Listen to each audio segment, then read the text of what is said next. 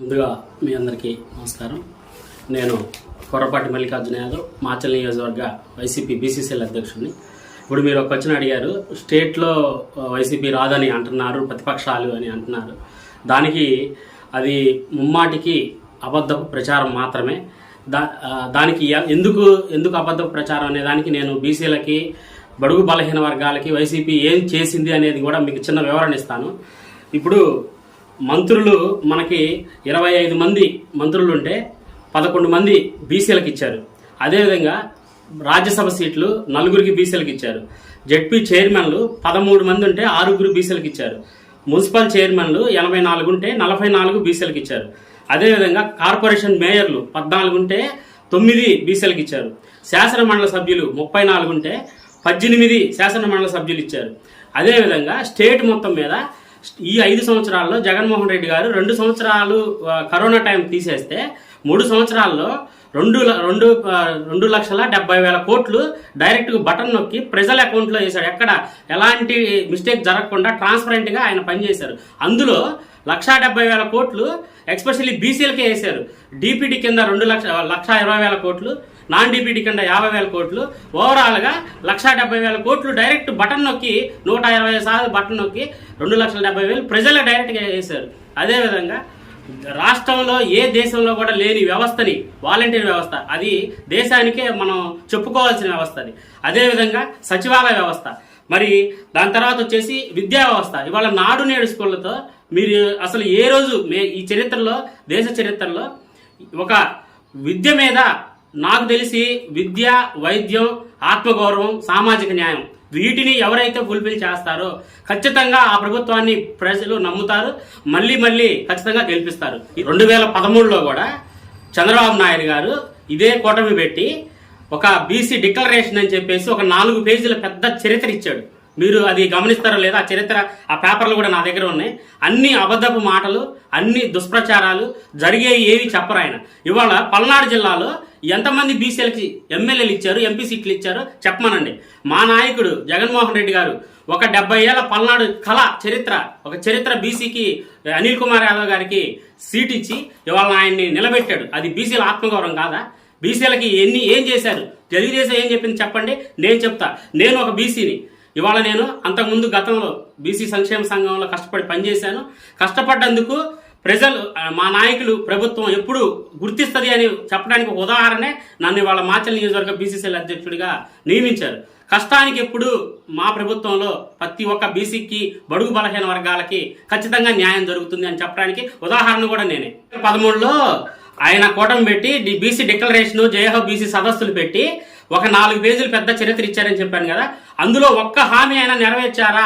ఎంతమంది బీసీలకి నామినేటెడ్ పోస్టులు ఇచ్చారు? ఎమ్మెల్యే, ఎంపీ సీట్లు ఎంతమందికి ఇచ్చారు? ఈ 5 సంవత్సరాల్లో మా గవర్నమెంట్ వచ్చిన తర్వాత ఎంతమంది ఇచ్చారో నేను లిస్టు తీసుకొని వస్తా. ఎవరన్నా ఉంచారండి నాకు ఆపోజిట్గా, నేను ఛాలెంజ్ చేసి చెప్తున్నా.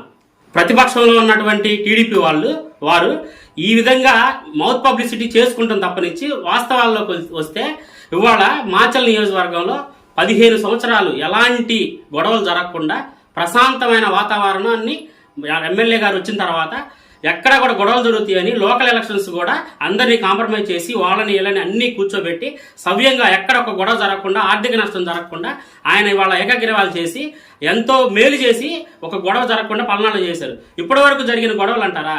మీరు 14 సంవత్సరాల తెలుగుదేశం గవర్నమెంట్లో మీరు చేసిన ఛాయలు ఇంకా మిగిలిపోయి ఉన్నాయి, గుర్తుపెట్టుకోండి. దాని తాలూకా అవశేషాలు ఉండటం వల్ల ఇప్పుడు మళ్ళీ మీరు అది తవ్వి మళ్ళీ గొడవలు ప్రచారం చేయాలి, ఏదో విధంగా మనం బలం సాధించుకోవాలని ప్రయత్నం జరుగుతున్న మాటమే కానీ వాస్తవానికి 15 సంవత్సరాల్లో జరగని గొడవలు ఇప్పుడు ఎందుకు జరుగుతున్నాయి ప్రజలందరూ గమనిస్తున్నారు. దీన్ని పూర్తి స్థాయిలో తిప్పికొట్టే చర్య 2024లో రేపు ప్రజలు ఓట్ల ద్వారా ఎమ్మెల్యే రామకృష్ణారెడ్డి గారిని అఖండ మెజారిటీ గెలిపించబోతున్నారు, ఎంపీ గారిని గెలిపించబోతున్నారు. జగన్మోహన్ రెడ్డి గారి పాలన మళ్ళీ ఒక్కసారి ప్రజలకి అందించబోతున్నాడు. బడుగు బలహీన వర్గాల ప్రభుత్వమే, పేదల ప్రభుత్వమే వైఎస్ఆర్సీపీ పార్టీ.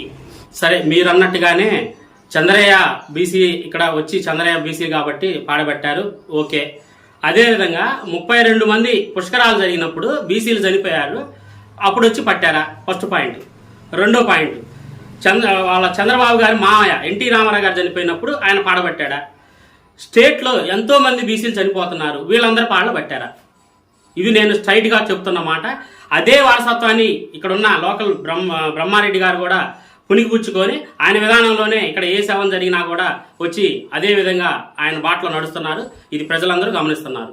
ఖచ్చితంగా 2024లో బడుగు బలహీన వర్గాలందరూ మేము అండగానే ఉన్నారు వైఎస్ఆర్ జగన్ పార్టీకి. ఖచ్చితంగా 2024లో జగన్మోహన్ రెడ్డి గారు గెలవబోతున్నారు. లోకల్లో ఎమ్మెల్యే రామకృష్ణారెడ్డి గారు 5వ సారి ప్రభంజనం సృష్టించబోతున్నారు. ఇందులో ఎలాంటి డౌట్ లేదు.